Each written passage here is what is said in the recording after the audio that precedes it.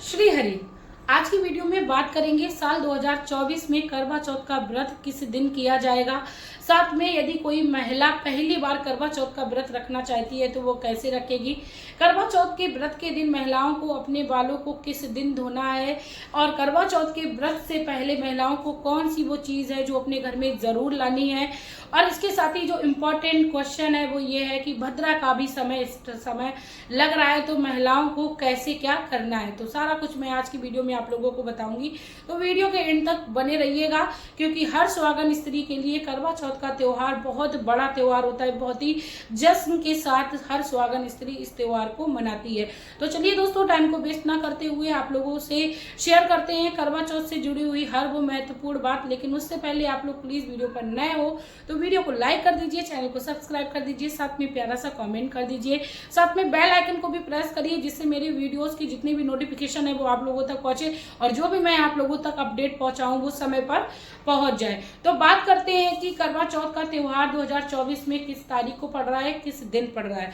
तो 2024 में करवा चौथ का जो त्योहार है वो 20 अक्टूबर को मनाया जा रहा है। दिन रविवार पड़ रहा है, रविवार का दिन है। तो कई सारी मेरी माताओं या बहनों का जो दिन है वो बहुत ज़्यादा बिजी होने वाला है क्योंकि संडे के दिन बच्चों की भी छुट्टी रहती है। जिनके हस्बैंड जॉब करते हैं उनकी भी छुट्टी रहती है। तो कई बार मेरी माताओं बहनों का काम बढ़ जाता है इसके चलते हुए। लेकिन कई बार ऐसा भी होता है कि उनके हस्बैंड जो होते हैं वो उनकी हेल्प कर देते हैं तो उनको हेल्प भी मिलने वाली है। तो आप लोगों के यहाँ देख लीजिएगा, आपके हस्बैंड काम बढ़ाने वाले हैं या आपका काम जो है वो कम करने वाले हैं।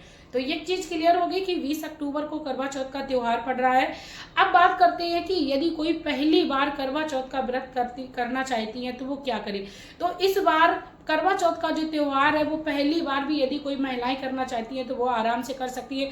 किसी भी प्रकार का कोई भी इस बार शुभ अशुभ घड़ी नहीं पड़ रही है तो सारे लोग इस बार करवा चौथ का व्रत प्रारंभ कर सकते हैं। और मैं आप लोगों को एक बात और कहना चाहूंगी क्योंकि कई सारे कमेंट ये भी आते हैं कि करवा चौथ का जो व्रत है वो मायके से शुरू करना चाहिए या ससुराल से। तो आप सबके अलग अलग प्रथा होती है, कोई मायके से करता है, कोई ससुराल से ही अपने त्योहार को शुरू करना शुभ समझता है। तो मेरे यहाँ तो बहू करवा चौथ का त्योहार जो है वो अपनी ससुराल से ही शुरू करती है। तो आपके यहाँ जैसा होता हो वैसा कर लीजिए, पर आप प्रेम से जो भी त्योहार करें वो प्रेम से करें। दूसरे नंबर पे मेरी बहुत सारी बहनों की ये भी कमेंट आते हैं क्योंकि अब लोगों को बाल धोने से संबंधित भी बहुत सारी जानकारी चाहिए होती है कि दीदी करवा चौथ के व्रत के दिन हमें अपने बालों को धोना चाहिए या नहीं धोना चाहिए। तो मैं उन बहनों से कहना चाहूंगी, पहले तो आप कोशिश करिए करवा चौथ के एक दिन पहले यानी दिन शनिवार 19 तारीख को आपको अपने बालों को धो लेना है। और आपको आपके घर में यदि इनका विचार नहीं माना जाता है, करवा चौथ के ही दिन बालों को धोया जाता है, तो फिर आप 20 तारीख को भी बालों को धो सकती है, जैसा कि इस दिन संडे भी पड़ रहा है। ये चीज क्लियर हो गई। इसके साथ ही आप अपने हाथों में मेहंदी को जरूर लगाएं। वैसे ज्यादातर मेरी बहनें मेहंदी को लगाती हैं लेकिन कई सारी थोड़ी से आलस में आ जाती हैं या काम में ज्यादा बिजी हो जाती हैं, इसके चलते हुए मेहंदी को नहीं लगा पाती हैं। तो मेहंदी को भले ही आप अपने हाथों में थोड़ा शगुन करें पर मेहंदी को जरूर लगाएं। पीरियड के दौरान करवा चौथ की पूजा कैसे करनी है तो मैं आप लोगों को बता दूं, पीरियड के दौरान करवा चौथ की पूजा जो चंद्रदेव की पूजा होती है वो आप चाहें तो अपने पति से करा सकती हैं या आपकी देवरानी या जेठानी है उनसे करा सकती हैं, आप अपनी भाभी से भी करा सकती हो। सास चंद्रदेव की पूजा करवा चौथ में नहीं करती हैं, अगर कोई भी नहीं है तो आपके हस्बैंड चंद्रदेव की पूजन कर सकते हैं। दूसरे नंबर पे बात करें पति के पूजन की बात आती है तो यदि आप पीरियड के दौरान हो तो भी आप अपने पति का पूजन कर सकती हो। पति का पूजन आपको किसी से नहीं कराना है, वो अपने हाथों से ही आपको करना है। अब जो इम्पोर्टेंट क्वेश्चन है वो ये है, ज्यादातर मेरी बहनें मुझसे कमेंट करती हैं कि दीदी जब पीरियड से हो जाते हैं तो उस समय तैयार होने का मन नहीं होता है। देखो वैसे तो विधान है कि पीरियड के दौरान हमें ज्यादा तैयार सजना संभलना नहीं चाहिए, लेकिन ये जो त्योहार है वो बहुत बड़ा सुहागन स्त्रियों के लिए त्योहार है। तो इस दिन आपको इधर उधर गिरे पड़े नहीं रहना है, आपको अच्छे से सजना संभलना है अपने पति के लिए। तो आपको मैं ये चीज क्लियर करना चाहूंगी कि भले ही आप पीरियड में हो तब भी आपको आज के दिन सजना है, संभलना है, अपने हस्बैंड के सामने एकदम से सुंदर बन के जाना है। क्योंकि ये जो त्योहार है वो सिर्फ और सिर्फ हस्बैंड वाइफ के लिए ही है। तो इस तरीके से आपको तैयार होना है पीरियड के दौरान। यदि आपके घर में कोई भी पूजन की सामग्री बनाने वाला नहीं है तो आप अपने बालों को धो के, भले ही आपके दूसरा दिन क्यों ना हो, आप अपने बालों को धो के बना सकती हैं। ठीक है, क्लियर हो गई। अगर क्योंकि देखो जब कोई नहीं होता है तो भगवान भी जानता है, पहले क्या होता था, लोग संयुक्त रूप से रहते थे, एक दूसरे के साथ रहते थे, एक दूसरे के काम आ जाते थे। पर अब ऐसा नहीं है, हर कोई सिंगल पर्सन है अपने अपने घर में। जैसे कि मैं अपनी बात करूं तो मैं किसी भी कंडीशन में हूँ, चाहे मेरे घर में पूजा हो या मेरा खुद का पर्सनल काम हो, तो मैं करती हूँ। क्योंकि देखो बिना करे भी गुजारा नहीं है। साल भर में कोई भी त्यौहार है वो साल भर में आता है, चाहे वो करवा चौथ का है, दिवाली का हो या होली का हो, या फिर कोई आपके जो छोटे छोटे त्यौहार होते हैं वो सारे कुछ साल भर में ही आते हैं। तो फिर हमारे आगे एक मजबूरी सी बन जाती है, हमें करना पड़ता है। पर विधान तो नहीं है कि पीरियड के दौरान पूजन की कोई भी सामग्री को छूना, लेकिन मजबूरी है तो फिर हम त्यौहार को भी नहीं छोड़ सकते। तो क्लियर हो गया, पीरियड के दौरान आप अपने पूजन को भी तैयार कर सकती हो, पूजन की सामग्री को भी लगा सकती हो। इसके साथ ही बात करते हैं चौक और पूरने की। तो जो चौक लगाया जाता है उसको भी आप बना सकती हो पीरियड के दौरान। कोशिश करिए यदि आपके घर के आसपास कोई कन्या है तो आप उससे तैयारियां करा लीजिए। नहीं हो रहा है तो आपको कर लेना है, मन में किसी भी प्रकार का कोई संदेह नहीं रखना है।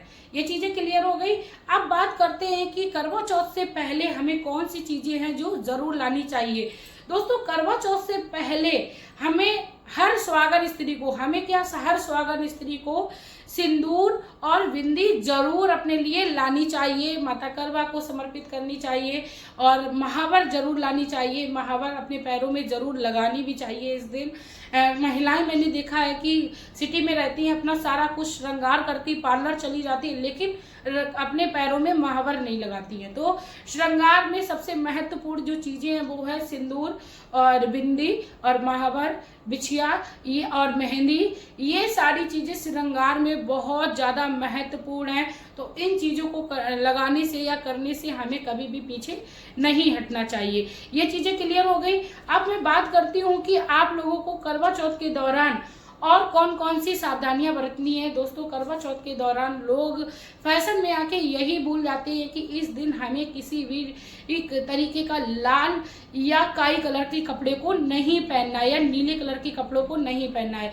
करवा चौथ के दिन आप कोशिश करिए लाल या पीले रंग की ही साड़ी को पहनिए, या आपकी शादी का कोई जोड़ा रखा हो या आपके चढ़ावे में कोई ऐसी साड़ी चढ़ी है जो खूब हैवी है, कलर भी उसका ऑरेंज है, येलो है या रेड है, इस तरीके से कोई भी कलर है, या लाइट ग्रीन कलर है जो चमकीला होता है वो है, तो आप उनको सबको पहन सकते हो। ऑरेंज कलर को भी आप कैरी कर सकते हो, पिंक कलर को भी आप पहन सकते हो, लेकिन सिर्फ और सिर्फ आपको डार्क ब्लू, डार्क ग्रीन और ब्लैक कलर से बचाव करना है। ठीक है, क्लियर हो गया। यदि आप साड़ी किसी ऑरेंज या किसी अदर कलर की पहनी हो, पिंक कलर की, तो आपके पास आपकी साड़ी जो शादी के टाइम पे जो चुन्नी चढ़ाई जाती है वो रेड कलर की होती है, उसको आप कैरी कर सकते हो, यानी शगुन कर सकते हो। ठीक है, ये चीज क्लियर हो गई। साड़ी को लेके आप कई सारे लोग ये भी कमेंट करते हैं कि क्या करवा चौथ पे नई साड़ी पहनना जरूरी होता है। तो मैं आप लोगों को बता दूं, करवा चौथ पर नई साड़ी पहनना बिल्कुल भी जरूरी नहीं होता है। आपके पास सामर्थ्य है तो आप अपनी, क्योंकि देखो ये होता है एक तरीके से करवा चौथ के बहाने से एक औरत अपने सजने संवरने के लिए स्पेशल टाइम निकालती है, स्पेशल खर्चा कर सकती है। क्योंकि हर औरत का एक ये रहता है कि वो अपने सबसे पहले बच्चों के लिए सोचती है, अपने परिवार के लिए सोचती है, बाद में वो अपने लिए लेती है। लेकिन करवा चौथ का एक ऐसा त्योहार है जिसमें वह आंख बंद करके अपने लिए ही खरीद सकती है, चाहे उसका बिल्कुल भी मन ना हो, तब भी यदि पति पैसे दे रहे हैं तो वो खरीद ही लेगी। तो इसीलिए लोगों ने एक ट्रेंड सा बना दिया है कि करवा चौथ को साड़ी लेना है। और कई बार तो मैंने रेयर कंडीशन देखी है, हस्बैंड से लड़ाई भी कर लेती है, पर ऐसा नहीं करना है। यदि हस्बैंड दिला रहे हैं तो ठीक है, बहुत अच्छी बात है, और नहीं तो आप सबसे ज्यादा जो शुभ मानी जाती है वो आप अपनी शादी के जोड़े को पहने तो आपके लिए अति उत्तम है। ठीक है, तो आपको देख लेना है कि आपको न्यू साड़ी पहननी है या आपने शादी की पहनी है। अगर मैं अपनी बात करूं तो मैं किसी भी तरीके की ज़्यादा फैशन शो अप नहीं करती हूँ। मैं अपना अगर बताऊँ, अभी मेरी शादी को 11 साल पूरी कंप्लीट हो चुकी हैं, 12वीं चल रही है, तो मैं क्या करती हूँ, एक बार अपनी विदाई वाली साड़ी पहन लेती हूँ, एक बार अपनी शादी का लहंगा पहन लेती हूँ, एक बार विदाई की, एक बार शादी का लहंगा।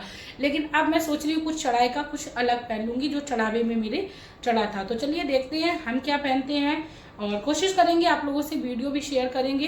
तो दोस्तों, आप लोगों को मेरी ये जितनी भी जानकारी है कैसी लगी आप लोग बताइएगा, और करवा चौथ से संबंधित जो भी आपको और भी जानकारी चाहिए तो प्लीज़ आप लोग मुझसे कमेंट कर दीजिएगा। मैं कोशिश करूंगी आपकी हर प्रॉब्लम को सॉल्व करने की, क्योंकि करवा चौथ का त्यौहार हर सुहागन स्त्री के लिए, जैसा कि मैं भी बड़े जोरों शोरों से इंतजार करती हूँ करवा चौथ का, कि करवा चौथ के दिन हम सभी महिलाओं के सपने पूरे होते हैं, क्योंकि इस दिन महिलाएं अपने पति की दीर्घायु के लिए प्रार्थना करती हैं माता करवा से।